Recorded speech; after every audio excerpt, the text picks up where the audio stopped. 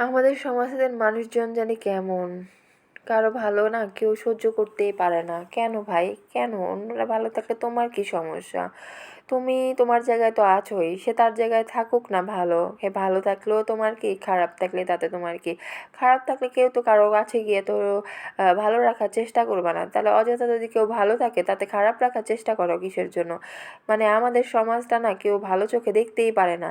বিশেষ করে যারা হচ্ছে ডিভোর্সি, যারা হচ্ছে বিধবা, যারা হচ্ছে সিঙ্গেল মাদার, তাদেরকে না কোনোভাবেই এই সমাজ ভালোভাবে বাঁচতে দিতে মানে পারেই না, পছন্দই করে না। কেন? এদেরকে ভালো দেখলে তোমার সমস্যাটা কোথায়? কারো ভাগ্যে যদি খারাপ কিছু আল্লাহ লিখে রাখে, তার পিছনে কোনো না কোনো মানে কারণ আছে। আর সবসময় একটা কথা আমি বিশ্বাস করি যে আল্লাহ আমাদের সকলের জন্য যা ভালো মনে করেন তাই করেন, সেটা আমাদের জন্য খারাপ হোক আর কিছু খারাপ না ক্ষণিকের জন্যই আসে। আর এর পিছনে না কোনো ভালো অবশ্যই থাকে, এটা আমি বিশ্বাস করি। আমার বাস্তব জীবন থেকে আমি অনেক অনেক অনেকবার প্রমাণ পেয়েছি। আমার জীবনে যতবার খারাপ কিছু হয়েছে তার থেকে হাজার গুণ বেশি ভালো কিছু হয়েছে।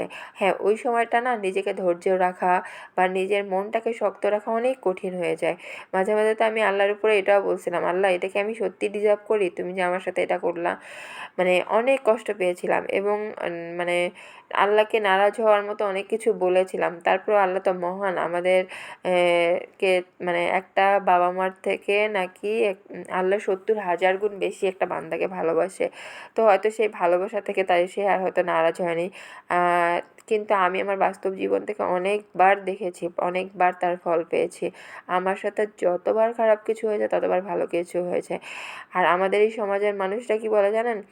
নিজের বেলা যদি কিছু হয়, হ্যাঁ, আল্লাহ নিশ্চয়ই ভালো কিছু লিখে রেখেছে। কিন্তু অন্যের বেলা যদি হয়, এই যে এটা পাপের কর্মের ফল, পাপের ফল, নানা রকম কথা বলে বলে হেনস্থা করার চেষ্টা করে। আর সবথেকে বড় কথা, আজকে আমি এই কথাগুলো কেন বলতেছি জানেন? আমার কিছু কষ্টের জায়গা থেকে বলেছি। আর এই কষ্টগুলো দেয় কারা জানেন? একদম কাছের মানুষগুলো, যাদেরকে আমরা আপন বলি, নিজের বলি, রক্তের মানুষ সম্পর্ক যাদের সাথে আমার, তাদের জন্যই আসলে আমাদের এই সব প্রবলেমগুলো ফেস করতে হয়, এই সব কষ্টগুলো পেতে হয় আর কি। কেউ আসলে কেন জানি এই সমাজে এখন না কারো ভালো চায় না। আচ্ছা, অন্যের ভালো চাইলে তো নিজেরাও ভালো হয়, তাহলে সমস্যা কী? অন্যের ভালো চান না, দেখেন নিজেরও ভালো হবে। যে যে যার যার জায়গায় থাকবো, তাহলে অন্যের ভালো চাইতে আমার সমস্যা কী? এমন তো না যে মোনাজাতে বসে অন্যের জন্য দোয়া করতেছি, সবার আগে তো নিজের জন্যই দোয়া করি। তাহলে সবাই সবার মতো বাঁচুক না। সবাইকে নিয়ে এত কটু কথা বলে কী লাভ? আর এত ছোট করে দেখেন কেন? একবার নিজের জায়গাটা দেখেন, আর ওই মানুষটার জায়গাটা দেখেন সে কীভাবে বাঁচে। যাই হোক, আমি এই কথাগুলো বলছি নিজের কিছু পার্সোনাল মানে কষ্ট থেকে আর কি।